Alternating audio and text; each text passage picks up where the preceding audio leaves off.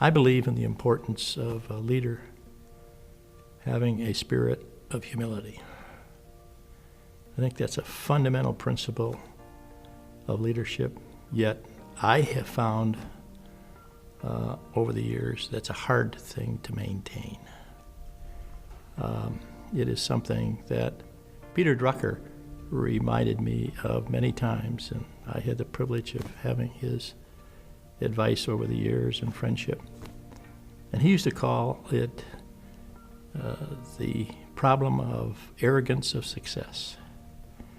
And as a leader accomplishes more and more things, they begin believing in themselves and their ability to do things. Plus, one of the nature of leadership, as you grow in leadership, is what I refer to as the trappings of office. You end up with an office in the corner with nice windows about it.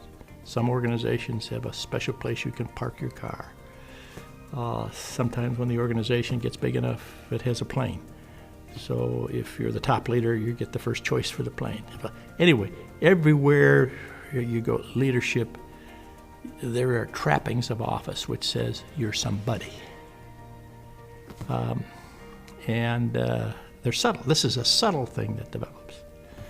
Well, this is a story about an experience I had. It was in Japan. Drucker and I were in Japan at the same time, and he had told me he was going to be over there, and I said, boys, I got the idea. This is going to be great if he will just agree to hold a seminar on management, one-day seminar on management.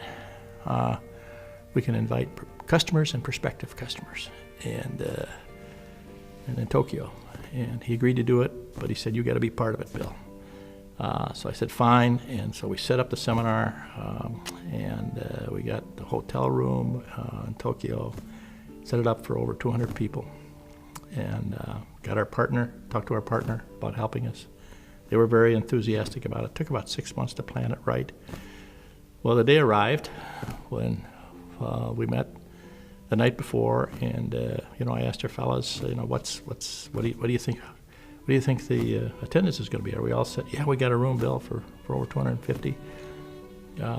We're having a little trouble getting the cooperation from our partner. And I said, well, what do you mean? Well, you made a decision about 6 months ago to postpone the introduction of one of our new services here, and they're a little upset about that. We don't know how well they cooperated. So I said, well, are we going to have this room full? Well, I just don't know. So the next morning, I got down there early, and sure enough, not only was it not full, it was about a third full. And as we started it, a few more people dribbled in, but we probably had 50% attendance.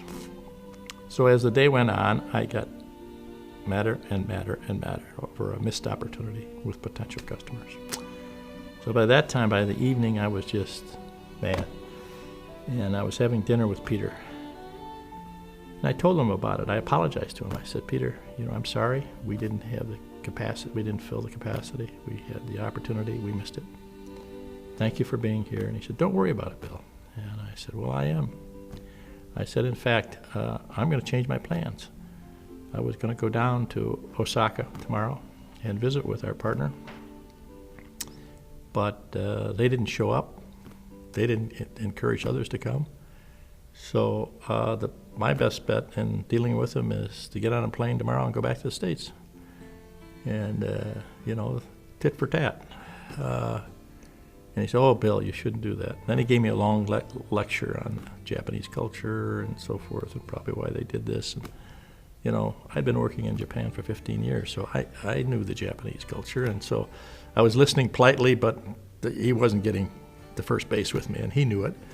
And we finished, and we went up to our respective hotel rooms. And, I'd get ready for bed. It was about 10:30. I had my pajamas on, and I had a call. I had a call from Peter.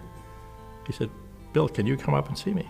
And I said, well, Peter, I've got my pajamas on. He said, well, why don't you take them off and put your pants on and get up here? And I said, okay, Peter, I'll be up there in a few minutes. So I came up to his bedroom, and he had the chair moved all over next to the bed, and he said, "You sit in the chair, I'll sit on the bed."